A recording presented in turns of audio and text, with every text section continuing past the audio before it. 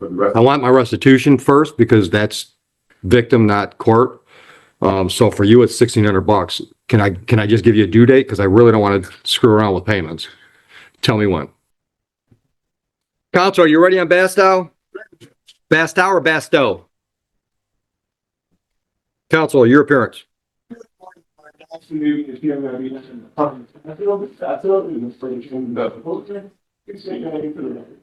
Perfect, Bastow. Go ahead. Steve need headset for pre-trial. Also, Your Honor, I'm stating in counsel of record in this case, Stephen Bandit. Ms. Bastow, do I have your permission to speak? Thank you. All right. And at this time, we are requesting an adjournment to January 22nd. Yep. Would you waive formal reading and we'll take care of an arraignment? Yes, sir. All right, I'll enter not guilty plea. All right, so pretrial January 22. Yes. Who's that with, Heather? Martin. So that'll be Zoom. What time? 10 a.m. All right, 10 a.m., Judge Martin, Zoom. All right, so I got a bond recommendation here from the police department requesting no contact with the complainant and not to return to the Marlowe address in Van Buren. They're going to create any hardships? That'll work? All right, so I'm going to put you on a personal bond, ma'am. The victim or complainant is listed as a Brian Mary. So no contact, no phone calls, no social media contacts, no letters, friends don't check on him to see how he's doing. You see him at Burger King, you're eating at Taco Bell. No contact. He calls you and says, hey, let's meet for coffee. I can change the order or one of my benchmates with a rope can change the order. He can't. Clear? Raise your right hand. Do you swear or affirm and acknowledge the debt payable to the court in the amount of $1,000 if you mess up on bond? I agree. Any questions? No. Counsel, we leave anything undone? Yeah.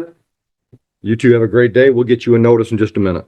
So much, Your Honor. You're welcome so much. Oh, there's another. All right, these are, what is this? Is this Manugian Day? This is Manugian there. All right, Manugian standing in for Mehmet. Stephen Johnson. Come on up, Mr. Johnson. Good morning, Your Honor. Max Manugian, taking on behalf of Stephen Johnson. Please state your name for the record.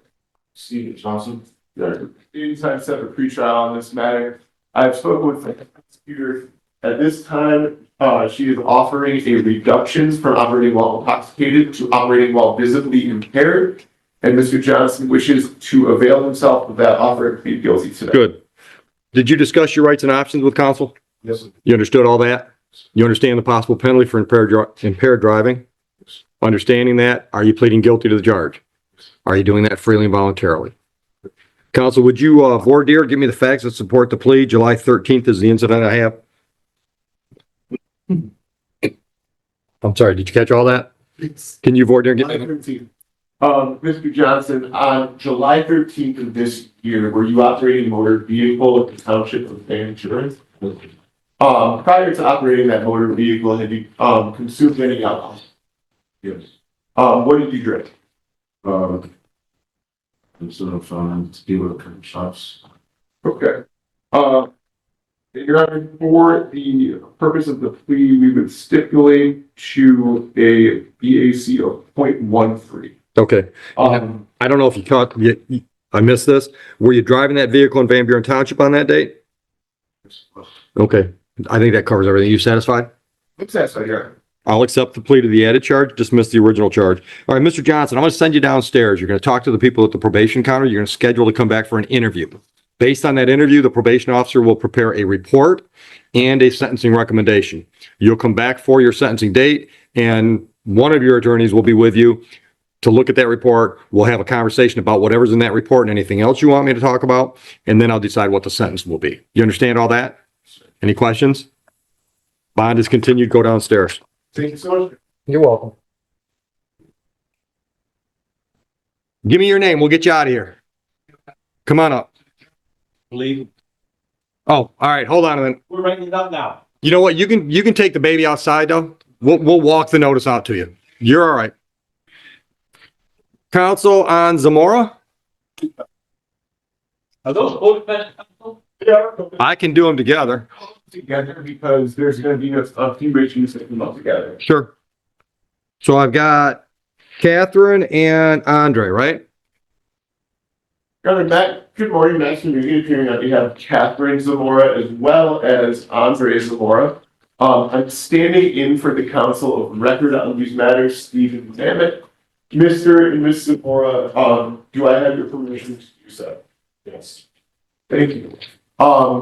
Furthermore, you two are co-defendants in this case. You understand that having the same attorney representing you presents a potential conflict of interest for that attorney.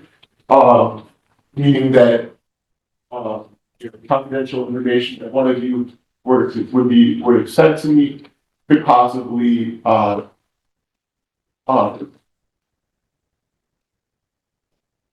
Compromise your legal position. yes, compromise with legal Does position. that work? That works for me, Your Honor. You understand that? And how, with that being the case, you are still willing to go forward with me, and it is your choice to have me as your attorney representing you. Thank you, Your Honor. You're welcome. Today is the date and time set for a pretrial in this matter. At this time, we have two separate plea arrangements for the parties. Yep. Catherine Zamora. Ms. Zamora will be pleading guilty to 2 charges of retail fraud in the 3rd degree. And that will be, we are, with the consent of the prosecutor, to 771.1. There will be a dismissal of one of the charges of retail fraud against her, and there was an agreed upon 6-month delay sentence. And we don't care which one goes away and which one we take the plea on? No. Okay. Yeah. All right. For this week, Keep talking. I'll tell you to stop when I can't catch up anymore. Keep he will be pleading guilty to 2 counts of retail fraud in the 3rd degree. Other retail fraud counts against him will be dismissed, and there is a plea agreement, a pill and throat agreement to no jail in the matter. And that I believe covers both. Sounds like it. I think so. Mr. And can we take it 1934 because that has 2 counts. Yes, that's what I was planning on doing. Yep. All right, so folks, did you discuss your rights and options with one of your attorneys? Yes. And did you both understand those rights and the options they give you? And do you each understand the possible penalty for a retail fraud charge?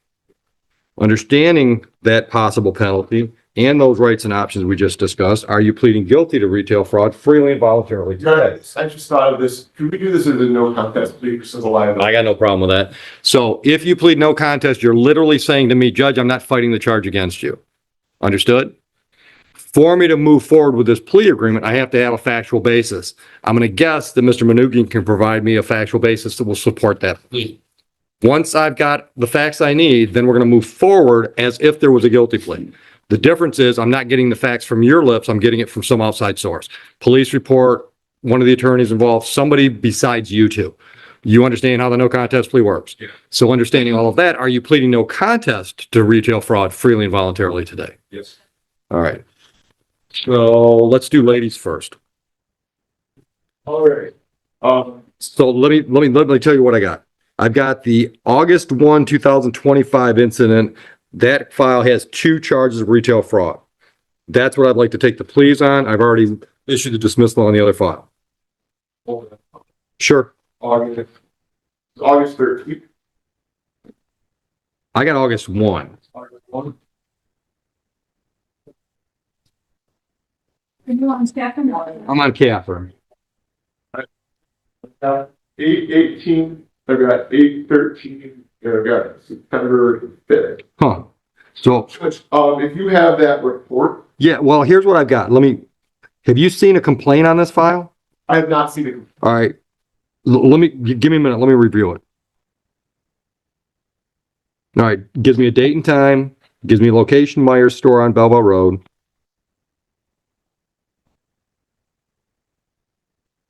Counsel, I think the complaint has the facts I need to support the plea, and I'll be happy to let you take a look at it. Take a quick review and see if you think it does, and then nobody's got to tell me anything on that. Perfect. Are you satisfied? That's fine. All right, so on Mrs. Zamora's file, I've accepted the plea. Please. So, let me do a little bit of scribbling.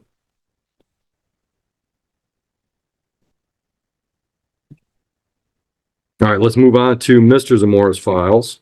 So that file, I'm looking at case number 25-0934, incident date on this one's showing August 1 as well, 2 counts of retail fraud. I'm going to bet the complaint has the same information.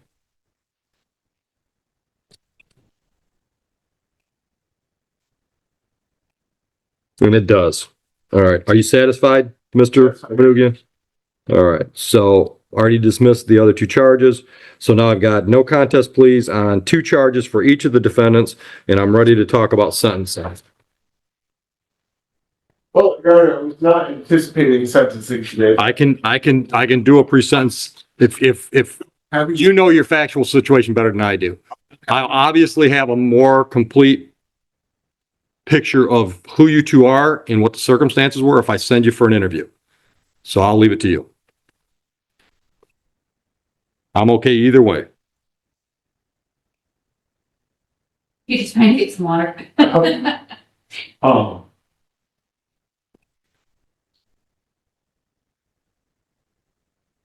You know what? Hmm. So, you just keep moving. Let me just make sure that there's no, yeah, you don't need to be. I just realized Yeah, that, well, I need to clear my mind. Good. Oh, Fine. Judge? Or your client? no. All right, Judge, thank you for that opportunity. You're welcome. Miss Zamora, works as the general manager at Mums Crafters. Okay.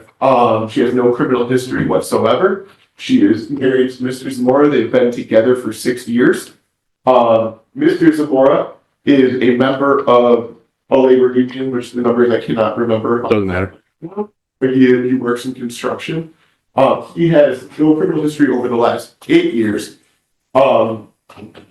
He attended college at Mid-Michigan, Community College.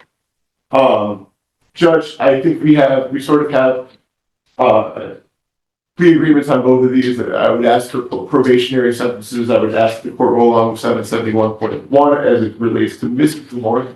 And on top of that, they have a trip booked in which they are, to be leaving on Monday. This trip was booked made for prior to, prior to these cases becoming aware of these cases. Yep. They'll be going to Biloxi, Mississippi for Christmas. I would ask that they have permission to leave Sure. for, Yeah, I got no problem with travel. Okay. All right. What merchandise is involved? these were, trading cards. Okay. Okay, and you've got no prior criminal history. And yours is 8 years old. Yes. What kind of stuff you got on your record? Sorry. Well, it basically yes, but I have a felony, I'm a felony, domestic. Okay, all right. Anything else? Yes, the Well, actually, prosecutor brought up a 1998 larceny charge that he has no works left. Okay. And what do you do? What construction are you in? How long you been doing that? I've been off for a few years. I mean, I do side jobs with the body as well. Okay, But yeah, I stay busy. okay. All right. So counsel, retail fraud cases are always, if I don't have a, 18, 20, 22-year-old kid with retail fraud, I get people this age doing retail fraud, all my little alarms are going off. So this is not normal behavior for you. So what was going on in August that caused you to step so far out of your normal behavior? With him, I mean. Judge, I know where your head is at on this. I would say, based on my conversations with them, Sure. I don't think that that's a concern. I don't think that drugs and alcohol are Okay. a concern in this matter. I think that Mr. Zamora found a scheme that he thought was working for him. And he got caught and he's, It's not working. Okay. All right. Thank you. All right. Anything else, either one of you? Don't feel that you have to talk at all. That's why you've got an attorney. But if there's anything you want to share with me, I'm listening. Silence is okay. Yeah. I won't disagree with you. Okay. All right. Nothing else? All right. So first of all, let's get that out of the way. I'm okay with you traveling. And the restitution amount I've got for Mrs. Zamora is $1,328.71. Is joint and several between them as to that amount. I've got two different numbers though. So there's. Oh, I see it. I see it. There was an extra case that was only charged. I see that. Yep. Which, All right. You understand what that means? So I can collect, the court can collect a $1,300 number from either one of them. But only he's on the hook for the extra $300 or whatever the math's gonna work out to be. And I, 60 something. yeah. All right. She's got to put it all in the computer. All right. Are you working? He's a contractor, but are you? Len, you told me that. Just checking to see if he was right. It's quiet in here when I'm not talking. So Heather, what I'm doing on Mr. Zamora is on count one, I'm ordering restitution of $1,328.71, and on count two, I'm ordering the additional $334.71. You got that? Ms. Zamora, what I'm going to do for you is I'm going to do the delayed sentence for 6 months. During that time period, stay out of trouble, no new criminal charges. I'm ordering the restitution amount that we talked about 4 times now, $1,328 and change. Court costs are assessed the amount of $500. Mr. Zamora, on count one and count two, $300 fines and costs on each file for a total of $600. 2 days on the court work program in lieu of jail time on each file for a total of 4 days, and restitution amounts of $1,328 and change on the first, $334 and change on the second. Understood? Money. How much and when can we get it? I want my restitution first because that's victim, not court.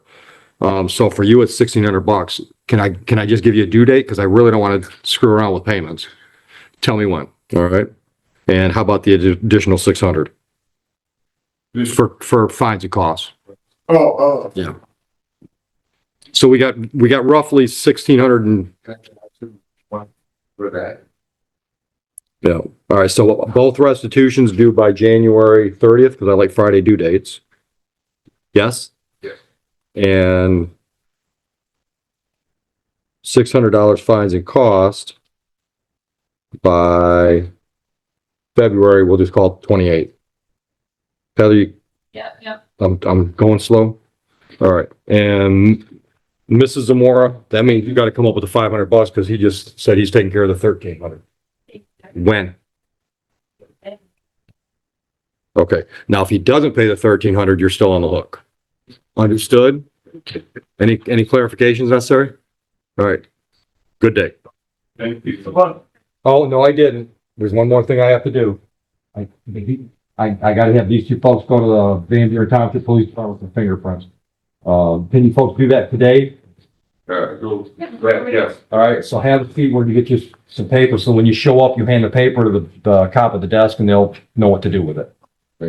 All right. Thank you so much, Your Honor. Very good to see you. Always a pleasure, Mr. Manugian.